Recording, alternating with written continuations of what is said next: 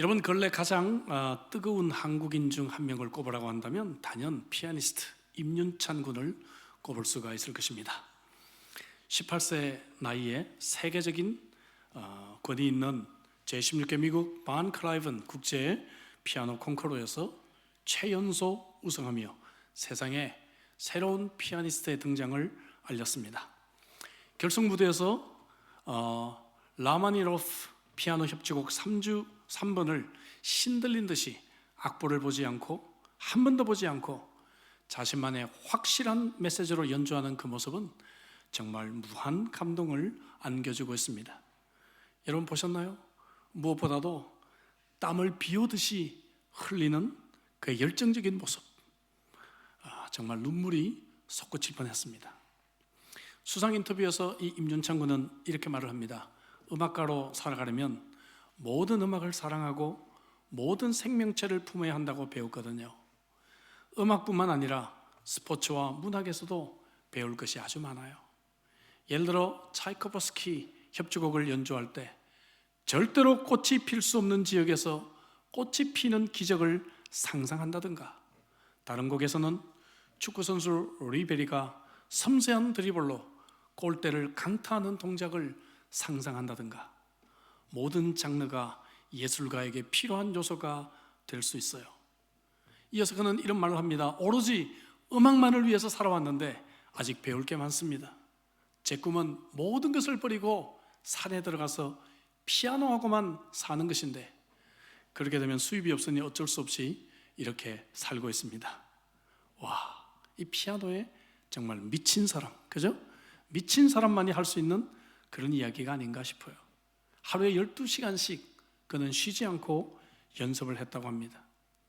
이 어린 친구는 정말 어린 나이 때부터 자기 인생의 사명을 알았고 그 사명에 집중하는 인생을 살아가고 있습니다. 여러분, 그렇습니다. 사명으로 사는 인생은 아름답습니다. 여러분, 사명에 집중하는 인생은 아름답습니다.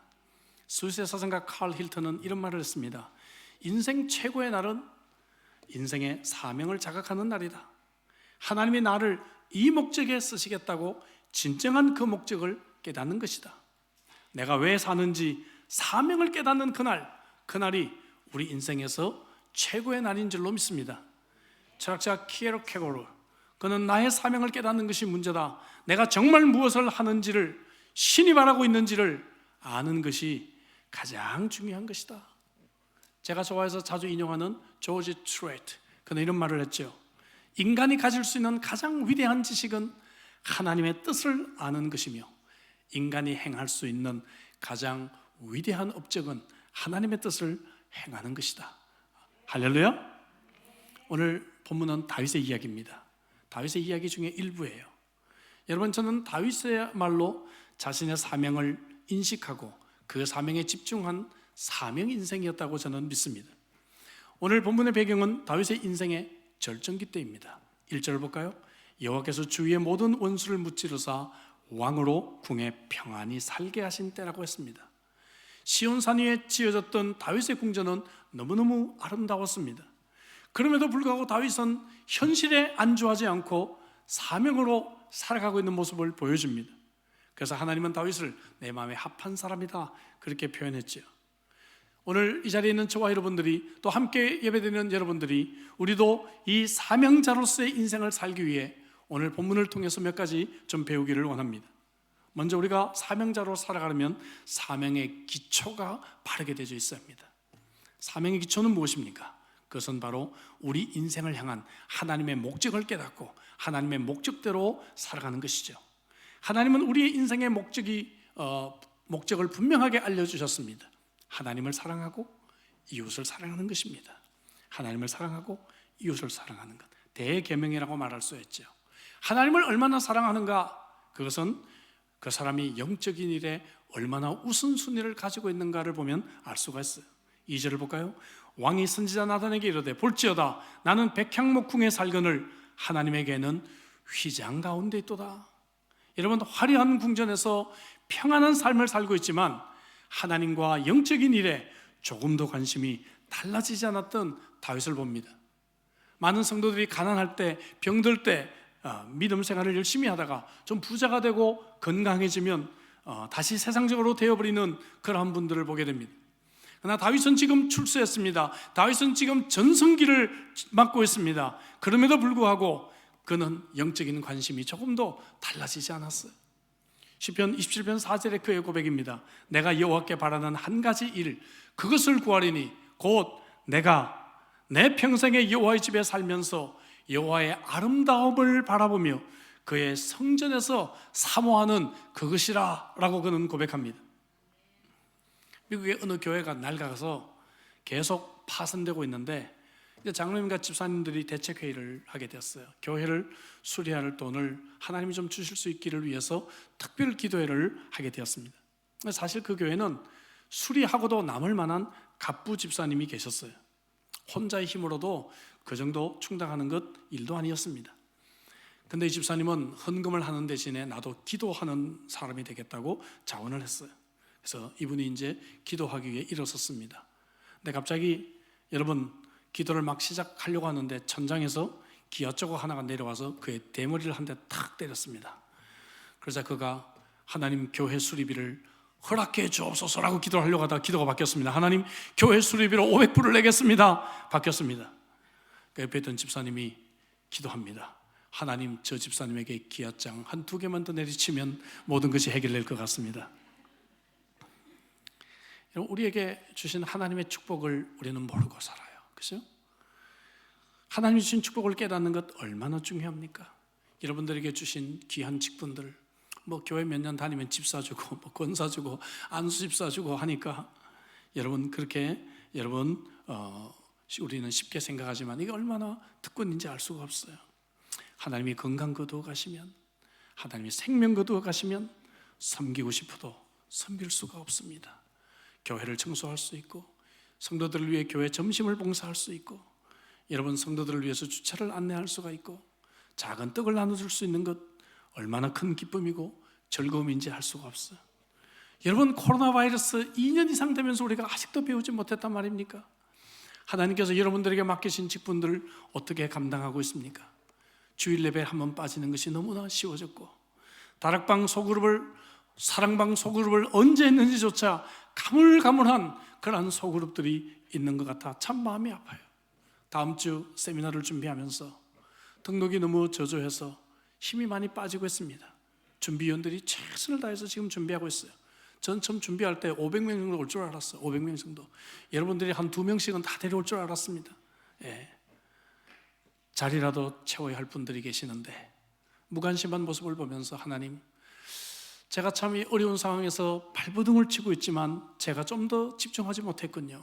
제 자신을 좀 더 깊이 회개하는 시간을 가지고 있습니다. 저와 여러분들의 인생에서 영적인 일이 우선순위가 될 수 있기를 주의 이름으로 당부합니다. 여러분, 하나님을 사랑하고 또한 두 번째 이웃을 사랑하라는 것은 이것은 영적인 사람들과 교제를 하라는 것이죠. 이것이 하나님의 우리 인생의 목적입니다. 2절 3절에 보니까 다윗은 선지자 나단과 가깝게 교제하는 모습을 보게 됩니다. 볼까요? 그는 왕이 되었어요. 이제 그는 높은 사람이 되었습니다. 그럼에도 불구하고 영적인 사람에게 충고도 듣고 책망도 들어요. 목사님들 만나보면 요즘 성도들을 조금 가르치려고 하면 벌써 도망가고 없대요. 다른 교회로 벌써 가고 없대요. 여러분, 다윗은 내가 영적으로 잘못될 때, 내가 나태해질 때 나를 붙들어 줄 수 있는 그러한 친구가 그 옆에 있었습니다. 여러분들에게 이런 사람이 있나요? 여러분들을 좀 꾸짖어 줄 수 있는, 여러분들을 신앙으로 책망할 수 있는 그런 멘토들이 여러분들에게 있으십니까? 영적인 교제를 나눌 수 있는 좋은 친구들이 우리에게 얼마나 많이 필요합니까? 잠언 13장 20절에 지혜로운 자와 동행하면 지혜를 얻고 미련한 자와 사귀면 해를 받는다.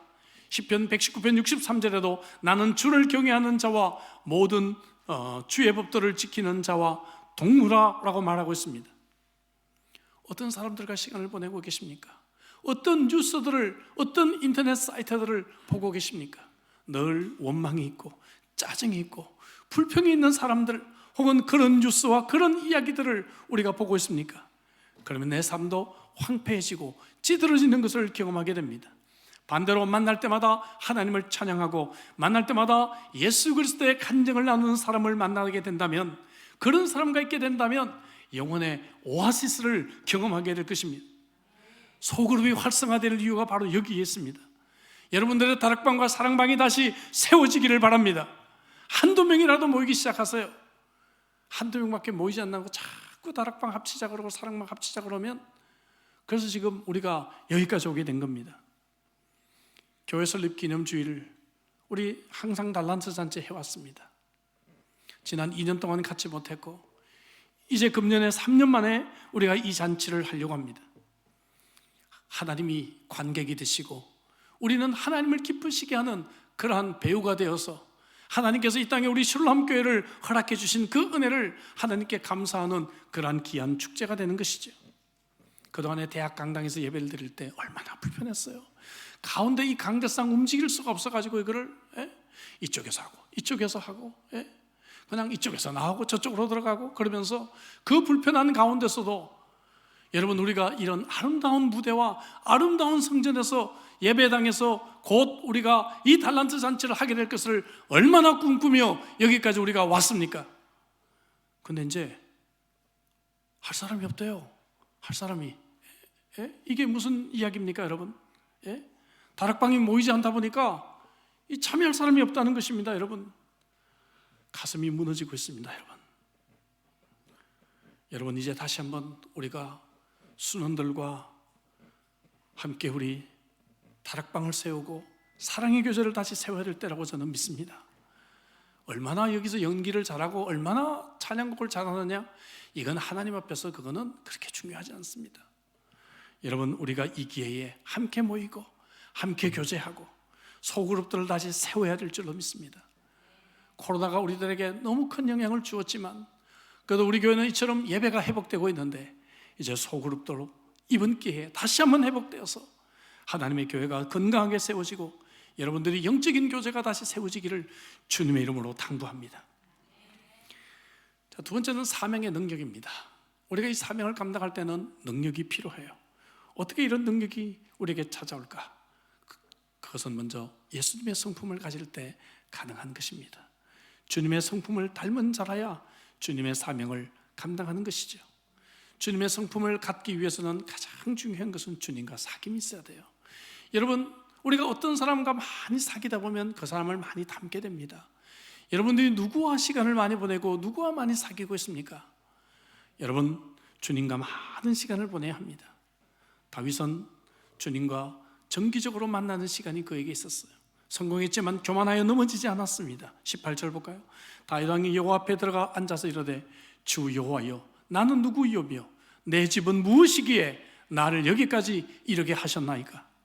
여러분, 하나님과 규칙적인 만남을 통해서 경건한 생활을 유지하는 사람은 절대로 교만할 수가 없는 사람입니다.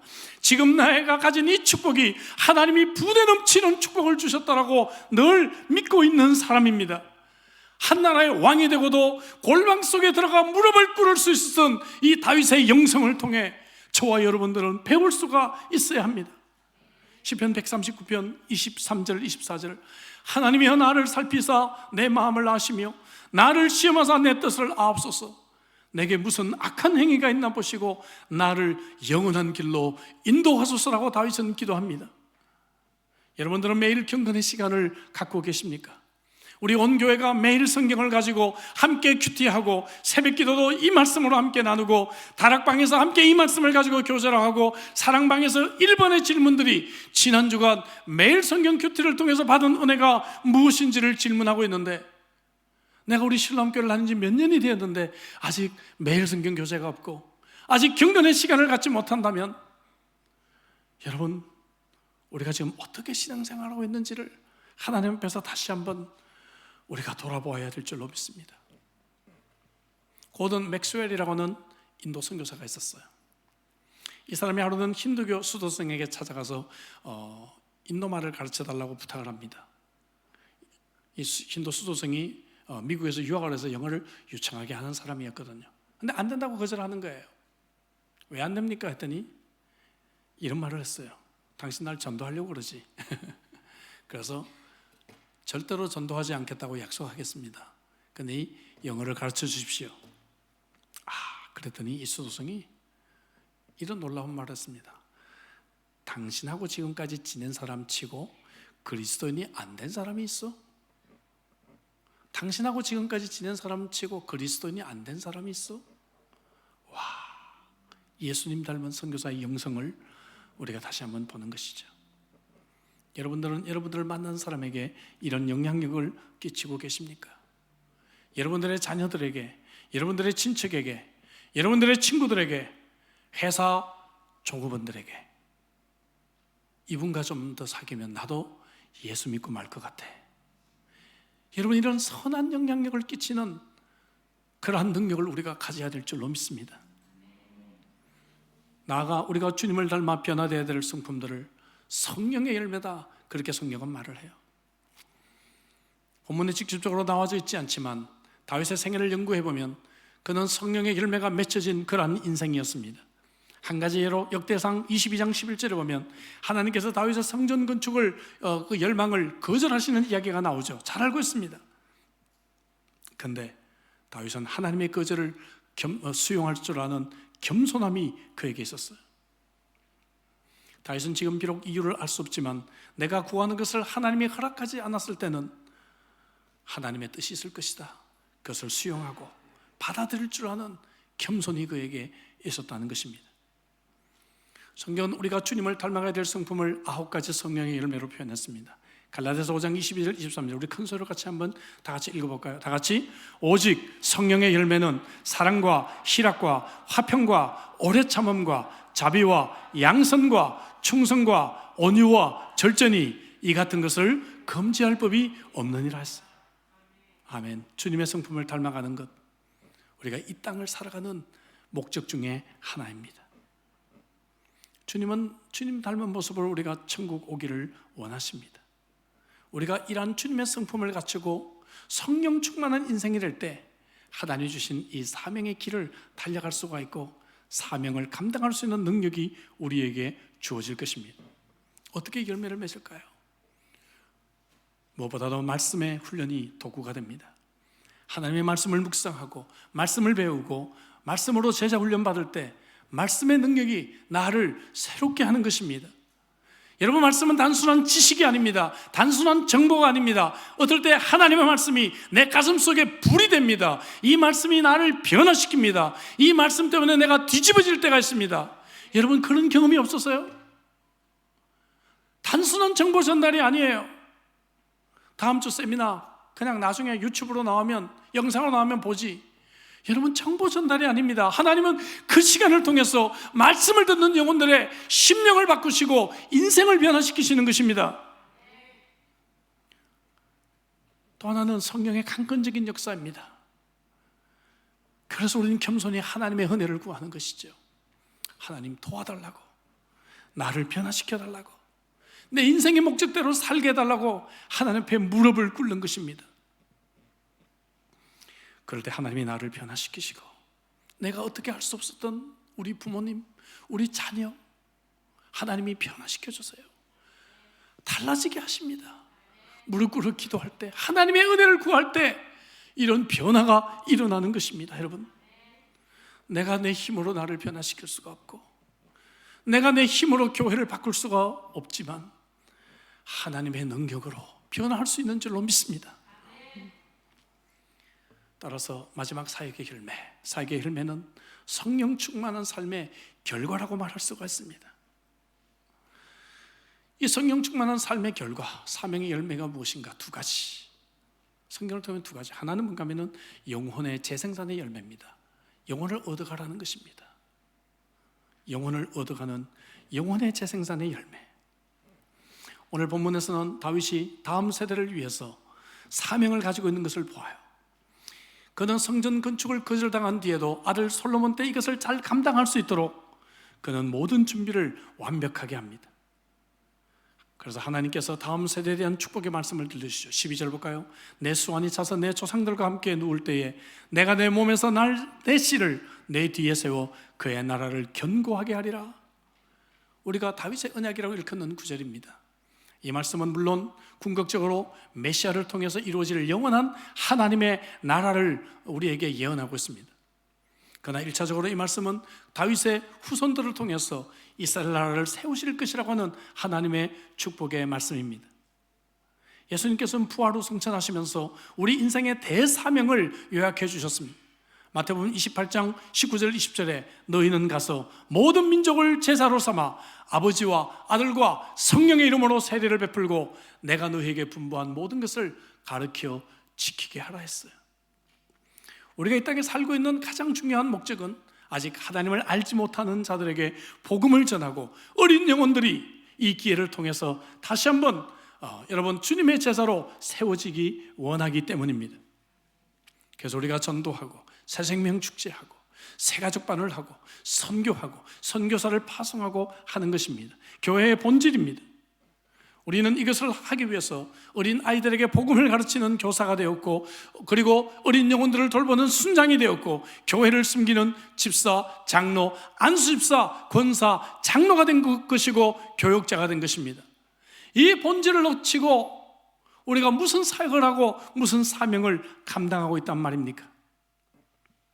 폴 러셀이라고 하는 사람이 전도해야 되는데 이 부담을 느끼다가 겨우 한 사람을 전도하게 됩니다. 이 사람과 함께 성경 공부를 시작했는데 성경 공부를 하다가 보니까 이 사람이 예수님을 주님으로 인격적으로 영접하게 돼요. 이 사람이 할리우드의 유명한 영화 제작사 존 헤이먼이었습니다. 그가 예수 믿고 이런 결심을 합니다. 나는 일생 동안 영화를 많이 만들었고 상도 많이 받았는데 주로 사람들을 타락하게 하는 영화를 만들었다. 이제부터는 주님을 위한 영화를 만들겠다. 그래서 만들어진 영화가 예수 영화입니다. 지저스 비디오. 여러분 아시죠? 유튜브에 여러분 볼 수 있어요. 자녀들과 함께 시간 되면 꼭 한번 보시기 바랍니다. 안 보셨으면 아직 보셔도 또 보셔도 좋습니다. 복음서를 한번 일독하는 것과 같아요. 전 세계 40억 명이 여러분 이 영화를 시청했고요, 영화를 시청하고 2억 명이 예수님을 믿었어요. 이렇게 놀라운 역사가 일어난 영화입니다. 부족 언어를 포함해서 1,000개의 언어로 이 영화가 제작이 되었어요. 이렇게 많은 종의 언어로 제작된 영화가 있을까요? 저도 시드니 올림픽 때 그리고 아시안 게임들 할 때 제가 스포츠 사역을 여러 번 했는데 이 영화를 30개 언어로 준비가 되어 있어요. 이것을 제가 펀드레이징을 해서 제가 아는 한국에 사업하는 집사님들 막 그냥 등 때려가지고 돈 좀 받아내가지고 이거를 제가 확보해가지고 선수촌에 가서 선수들에게 참 많이 돌렸습니다. 한 사람이라도 전도하는 것, 여러분 얼마나 큰 영향을, 얼마나 큰 열매를 맺는지 알 수가 없어요. 바울은 골로새서 1장 28절에 그의 사명을 이렇게 요약합니다. 이 바울의 사명입니다. 같이 한번 크게 읽어볼까요? 다 같이 우리가 그를 전파하여 각 사람을 권하고 모든 지혜로 각 사람을 가르치면 각 사람을 그리스도 안에서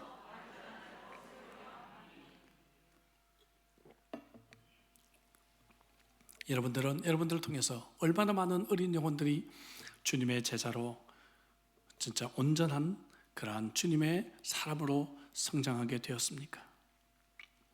전도하고 영혼을 돌보는 것이 여러분들의 인생의 사명이십니까? 내가 신라원교회 몇 년 나왔기 때문에 근래 나온 사람들의 이름을 알고 이름을 불러주고 그들의 손을 잡아주고 그들을 식사 초청하고 그들의 안부를 물어주는 것이 여러분들의 삶이 되어져 있으십니까? 내가 정말 영혼을 재생산하는 그리스도인이 되지 않는다고 한다면 여러분들이 아무리 바쁘게 살아도, 아무리 열심히 살아도, 아무리 돈을 많이 벌어도 최대의 사명을 잊고 살아가는 것입니다. 금년 6개월 동안 여러분들을 통해서 예수를 믿게 된 사람의 이름을 한번 여러분들이 기록해 보십시오. 금년 6개월 동안 믿음이 너무 어렸는데 여러분들 때문에 믿음이 성장한 사람들의 이름을 한번 여러분들이 기록해 보십시오. 새 가족들은 열심히 전도하는데 나는 교회를 몇 년 다니다 보면 전도가 이제 멈추게 됩니다. 정말 예수님이 나의 구주시고 생명이시고 소망이시고 내 삶을 변화시켰다라고 내가 믿는다면 어떻게 내가 그 좋은 주님을 소개하지 않을 수가 있단 말입니까? 여러분들이 교회에 얼마나 나왔느냐, 성경 공부 얼마나 많이 했느냐, 어떤 직분인가 그 자체가 중요한 것이 아닙니다. 얼마나 많은 성도들이 사명을 잊어버리고 유튜브를 찾아 더 좋은 설교를 찾아다니고 있습니까? 참으로 안타깝습니다. 이런 것과 같아요. 나 친구 만나서 어제 저녁 8끼 했다, 8번 저녁 먹었다, 이거하고 똑같은 거예요. 우리가 왜 식사를 합니까? 먹는 것은 에너지를 섭취해서 무엇을 하기 위함인데, 내가 이 사명대로 살지 않고 그저 내가 먹기만 하고 내가 소비만 한다면, 여러분, 그것이 어떻게 인생이라고 말할 수가 있고, 내가 좋은 세미나 참석하고 내가 좋은 설교 들은 것이 그것이 무슨 자랑이라고 말할 수가 있단 말입니까? 다음 주일 세미나는 우리 가족들과 친구들을 데려오기 참 좋은 기회입니다. 그동안에 코리안 처치, 그래서 영어 하는 분 못 데려왔다고요? 다음 주 같은 데 데려올 수 있죠. 자녀들 데려올 수가 있죠. 특별히 우리 한국 사람들은 이 동성에 대한 문제가 민감해요. 평소엔 교회 가자 해도 안 오지만 이럴 때는 분명히 따라올 수가 있습니다. 이 시대 자녀들을 어떻게 양육할 것인가? 이 시대의 손주들과 어떻게 대화할 것인가? 여러분, 한번 고민하는 기회가 되었으면 좋겠습니다. 금년 연말에 내가 얼마나 많은 영혼들에게 영향을 주고 재생산했는지를 하나님 앞에서 여러분들이 결산할 수 있기를 주의 이름으로 축복합니다. 또 한 가지, 하나님이 주신 그러한 사명, 그것은 뭔가 문화적인 사명, 다른 말로 사회적인 책임이다. 우리는 그렇게 말을 할 수가 있어요. 13절에 하나님께서는 다윗의 왕위를 영원히 견고하게 하시겠다 말씀하고 있습니다. 이미 말씀드린 대로 이 말씀은 메시아에 대한 예언이지만 1차적으로 다윗과 그의 자손들이 통치하는 나라에 복을 주시겠다고 하는 말씀이에요. 실제로 하나님은 인간을 창조하시고 난 뒤에도 복을 주시면서 사회적인 책임을 당부하셨습니다. 창세기 1장 28절에 하나님이 그들에게 복을 주시며 이르시되 생육하고 번성하여 땅에 충만하라, 땅을 정복하라, 이렇게 말씀해 주셨죠. 주님의 이것을 산상수훈에서 마태복음 5장 13절에서 이렇게 풀어주셨어요. 너희는 세상의 소금이니 소금이 그 말을 잃으면 무엇으로 짜게 하리요? 후에는 아무 쓸데없어 다만 밖에 버리어 던져질 뿐이다, 밟힐 뿐이다. 세상의 빛이다. 산 위에 있는 동네가 숨겨지지 못할 것이요 등불을 켜서 말 아래에 두지 아니하고 등경 위에 두나니 이러므로 집안 모든 사람에게 비치느니라 했어요. 우리가 살고 있는 세상이 부패하기 때문에 소금과 같은 그리스도인들이 절실히 필요할 때입니다. 어두운 세상이기 때문에 빛과 같은 그리스도인들이 필요한 세상입니다. 여러분, 예수님이 살던 이 팔레스타인, 그 당시 소금은 너무너무 비쌌어요. 로마 군인들의 급료를 대신해서 소금을 줄 정도였습니다. 셀러리라고 하는 영어 말은 salt money라는 단어에서 파생되었습니다. 그래서 로마의 욕도 소금값도 못하는 사람, 이런 욕이 있었습니다. 당시 열대 이 온도 속에 냉장고도 없었기 때문에 소금은 아주 중요했어요. 여러분, 소금을 어디다 둬야 되나요? 훈장 걸어놓듯이 걸어놓나요? 소금을 창고에 고이 보관하나요? 소금은 부패하기 쉬운 음식 가운데 있어야 하는 것입니다. 저와 여러분들을 하나님께서 세상에 보내신 이유가 부패하기 쉬운 이 세상, 아니 부패한 이 세상 속에 나가라고 주신 것입니다. 그래서 우리에게 직장도 주시고 일터도 주시고 예수 안 믿는 친구도 주시고 예수 안 믿는 가족도 친척들도 우리에게 허락하신 것이죠. 여러분, 그들 속에 내가 소금으로 가야 하는 것입니다. 저와 여러분들이 살고 있는 호주는 저와 여러분들이 진짜 소금인지 가짜 소금인지를 정말 분별할 수 있는 사회가 되었어요. 기독교 정신으로 세워진 학교들마저도 성경적인 결혼을 가르치기가 어려운 그러한 시대가 되었습니다. 이런 위기 속에서 다음 주 세미나를 하는 것입니다. 여러분들이 직업의 사명감을 가지시기 바랍니다. 내가 세상에서 하는 일이 얼마나 소중한 일인지를 다시 한번 깨달으시기를 주 이름으로 축복합니다. 우리는 무엇보다 주님께서 나를 세상에 보내셨다는 사명의식을 시급하게 회복해야 합니다. 한스 킹은 말하기를, 사제들이 또 혹은 목사들이 교회를 향해 파송된 성직자들이라고 한다면 평신도들은 세상을 향해 파송된 성직자다, 이런 말을 했습니다. 여러분들이 월요일날 직장에 나갈 때 주일날 교회 오는 것과 같은 동일한 심정으로 사명을 가지고 출근하시기를 주 이름으로 축복합니다. 제가 한국에서 오래전에 이 행복한 부부 생활에 대해서 세미나를 한 적이 있어요. 조정혜도 목사님이 제가 석사과정에서 가정치유학을 한 걸 아시고 저를 초청해서 했어요. 사실 보통 목사님들이 그냥 설교 초청하는데 그 목사님은 좀 특별히 가정에 대한 세미나를 해달라고 초청을 하셨어요. 그래서 시간이 보니까 또 가능하고 그래서 그 교회에 갔습니다. 한 100커플 정도가, 한 200명 정도가 등록을 한 것으로 알고 갔는데 보니까 한 300명 정도 모였어요. 예상보다 더 많이 모였습니다. 근데 놀라운 것은 맨 앞줄에, 요 성가대서 교육에 앉아있는 이런 맨 앞줄에 나이가 70, 80대 된 은퇴한 권사님들이 한 40명이 앉아 계시는 거예요. 그래서 제가 깜짝 놀랐습니다. 그래서 브레이크 시간에 잠깐 그분들이 가서 대화를 좀 해봤어요. 그래서 리더격 되는 권사님에게 물어봤어요. 권사님, 남편분들은 살아 계세요? 그랬더니 한 90%가 다 돌아가셨대요. 그래서 아니 어떻게 이 세미나 오셨어요? 예? 그냥 교회 행사니까 그냥 뭔지 모르고 오셨습니까? 아니면 목사님이 그냥 하라고 하니까 그냥 순종한 마음으로 오셨습니까? 그랬더니 아니에요 목사님, 저를 다 알아요. 그래서 하시는 얘기가 우리 70대 80대가 되어서 교회에서 다른 사역은 할 것이 없고 우리가 할 것이 뭐가 있나 생각해 봤더니 교회에 그냥 오래 머물러서 사람들 그냥 뒤치다거리 해주다가 보니까 젊은 아낙네들이 누군가에게 좀 하소연하고 싶은 분들이 많은데 하소연할 데가 없더라는 거예요.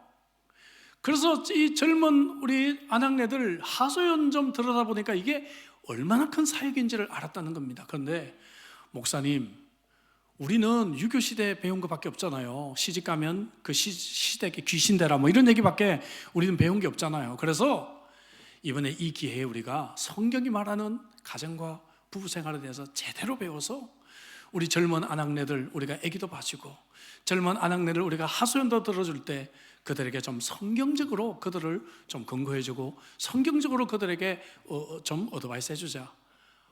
그래서 40명이나 단체로 등록해서 앉아 계시는 거예요. 존경, 예?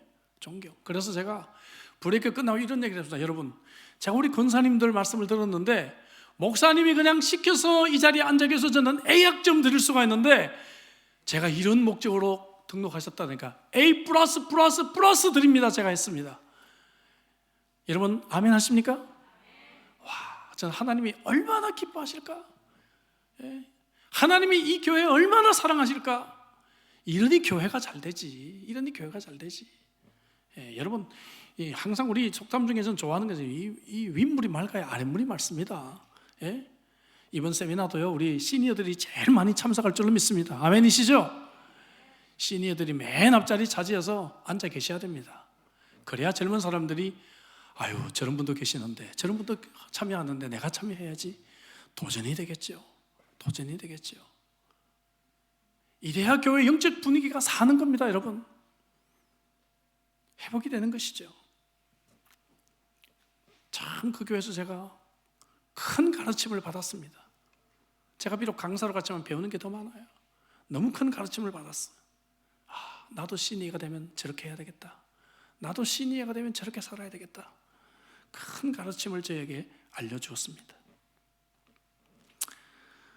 수년 전 한국에서 홍제동 화재 참사로 6명의 소방대원이 순직한 일이 있었죠.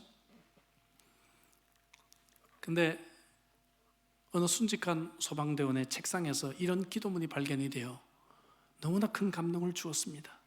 직접 합법으로 제가 읽어보겠습니다. 하나님이시여, 제가 음부의 부름을 받을 때는 아무리 강력한 화염 속에서도 한 영혼을 구할 수 있는 힘을 주소서. 너무 늦기 전에 어린아이를 감쌀 수 있게 하시고 공포에 떨고 있는 노인을 구할 수 있게 하소서. 나로 언제나 만전을 기할 수 있게 하시어 가냘품 외침까지도 들을 수 있게 하시고 신속하고 효과적으로 화재를 진압하게 하소서. 그러다가 당신의 뜻을 따라 제가 목숨을 잃게 되면 하나님의 은총으로 아내와 가족을 돌보아 주소서. 또 한 소방대원은 이런 말을 했습니다. 남을 위해 목숨을 내어놓을 수 있는 일은 모두 성직이라고 생각한다. 곧 나의 일도 성직이다. 저는 이 기도문과 글을 읽으면서 엄청난 경외심과 감동을 받았습니다. 그리고 나를 생각해 보았습니다. 나는 영혼을 숨기는 목사인데도 불구하고 이런 사명 가지고 살고 있는가? 너무너무 부끄러웠습니다. 말씀드렸지만 몸부림을 얻을 때 쉴 때가 있지만 부족한 나 자신 때문에 하나님의 교회가 여기까지밖에 되지 않는가? 그런 자괴심을 가져볼 때가 있습니다. 소방대원에게도 이런 사명감이 있는데 우리는 그리스도인이라고 하면서 우리는 교사고 순장이고 우리는 집사고 권사고 장로고 신앙생활을 오래 했다고 모태신앙이라고 우리는 자부하는 사람들인데도 불구하고 우리는 어떤 사명을 가지고 도대체 살고 있는가요? 오늘 저와 여러분들의 헌신이 어느 때보다 필요한 때입니다. 코로나 이 시기를 맞으면서 많은 교회들이 무너졌습니다. 제가 통계도 말씀드렸죠. 호주는 아직 통계가 없지만 미국의 통계를 보니까 3분의 1의 이민교회가 문을 닫았습니다. 저는 호주도 다를 바가 없다고 생각해요. 호주 교회들도 너무 어려운 시기를 맞고 있습니다. 여러분, 이 시기야말로 새로운 부흥이 필요한 때가 아닙니까? 성경을 연구해보고 이스라엘 역사를 연구해보고 그동안의 기독교 역사를 연구해보면 이런 위기의 순간에 딱 두 가지가 발생해. 하나는 뭔가 하면은 하나님께서 새로운 부흥을 다시 일으켜 주시던가 아니면은 망하게 되거나, 둘 중에 하나예요. 둘 중에 하나. 저는 그런 위기감을 가지고 이 사회를 바라보고 매일 새벽 기도마다 우리가 기도할 때 하나님, 이 땅의 교회들이 영권을 회복하게 하소서 기도하고 있습니다. 이런 절박한 마음 가지고 이 땅에 있는 교회들을 위해 기도하고 있습니다. 이런 절박한 마음 가지고 내가 할 수 있는 일, 이 시드니에 호주에 있는 우리 젊은 목사님들, 이분들을 격려하자. 가끔 젊은 목사님들 제가 이 상황 속에서도 가끔 전화로 격려합니다. 11월 달에 우리 교회가 계속해서 지금 재정이 어렵고 건축하고 난 뒤에 갚아야 될 것들이 많이 있지만 우리 당회원들과 설득해서 멘토링 컨퍼런스 해야 합니다. 우리 젊은 목회자들을 세워야 합니다. 그래야 이 땅이 소망이 있습니다. 11월 달에 또 몇만 불짜리 또 목회자 컨퍼런스를 또 개최합니다. 전 좀 절박한 마음으로 기도하고 있어요. 절박한 마음으로 이 시대를 보고 있습니다. 그리고 이 절박한 마음으로 여러분들과 함께 이 말씀을 나누고 있습니다. 저와 여러분들의 인생에, 우리 교회에, 이 사회에 하나님께서 이 위기 상황 속에서 새로운 부흥을 주시기를 주의 이름으로 축복합니다. 저와 여러분들이 사명을 회복할 때 이것이 가능해요. 이 자리에는 저와 여러분들이 사명에 집중하는 인생을 살아야 합니다. 왜 바쁩니까? 여러분, 그렇게 돈 많이 벌어서 어디다 쓰게요? 예? 저는 집이 7채 있다고 자랑하는 분도 봤어요. 제가 좀만 더 친했으면 제가 얘기했을 것입니다. 그러지 않아서 그냥 듣고만 말았어요. 제 마음속에 있는 이야기가 뭔지 아십니까? 예? 7채 가지고 그거 가지고 천국 가게요. 주님 앞에 가서 자랑하게요. 목사 앞에 자랑하는 거 보면 천국 가서 자랑하실 것 같아요. 제가 보니까. 바쁘게 왜 살아갑니까? 사명이 뭔지를 깨달으십시오. 사명에 집중하십시오. 신앙생활의 본질로 돌아오십시오. 다시 예배가 세워지고 우리 실로암 교회를 통해서 시드니가 다시 소망이 있으면 좋겠습니다. 코로나 때문에 안 된다 하는 교회에 될 수 있다는 것을 보여주는 교회가 되었으면 좋겠습니다. 여러분 좀 힘을 내십시오. 함께 모입시다. 소그룹도 세워가고 세미나도 정말 이 길을 통해서 많이 전도하고 은혜도 받고 말씀이 나를 다시 한번 뒤집어 놓는 그러한 은혜가 우리에게 회복되기를 주의 이름으로 축복합니다. 다윗의 인생을 사도행전 13장 36절에 이렇게 결론을 맺습니다. 다윗은 당시에 하나님의 뜻을 쫓아 섬기다가 잠들어 그 조상들과 함께 묻혀 썩음을 당하였으되. 무엇을 쫓고 인생을 살아가십니까? 하나님의 뜻을 쫓아 섬겼던 다윗처럼 여러분들의 인생이 이 사명을 쫓아 이 사명에 집중하는 인생 되시기를 주의 이름으로 축복합니다. 기도하십시다. 주신 말씀 가지고 우리 한번 기도할까요? 가슴 아픈 마음으로, 절박한 마음으로 여러분들에게 이 말씀을 함께 나누었습니다. 코로나로 넉넉고 있는 교회들, 성도들이 얼마나 많이 있습니까? 이때야말로 우리의 사역이 더 필요한 때라고 생각하지 않습니까? 이때야말로 우리가 더 힘을 내야 될 때라고 생각하지 않습니까, 여러분? 이때야말로 다시 일어나야 될 때라고 생각하지 않습니까? 제가 이 말씀을 준비하면서 참 회개 많이 했습니다. 하나님, 제가 제일 문제군요. 발부둥은 치고 있는데 제가 연약합니다. 힘이 여기까지밖에 되지 않습니다. 그저 설교 준비하면서 눈물밖에 나오지 않았습니다. 여러분, 목사가 부족할 때 여러분들이 한 발짝 좀 더 움직여 달라고 제가 부탁을 드린 것 기억하시죠? 여러분들이 한 발짝씩 좀 더 움직여 주시고, 여러분들이 한 걸음씩 더 이끌어 주시고, 여러분들이 조금씩 더 헌신하십시오. 그래서 주님의 교회를 세워서 이 땅의 교회들이 다시 일어나는 기적을 우리 한번 경험해 보십시다. 주신 말씀 가지고 우리 간절하게 통성을 한번 기도하시겠습니다.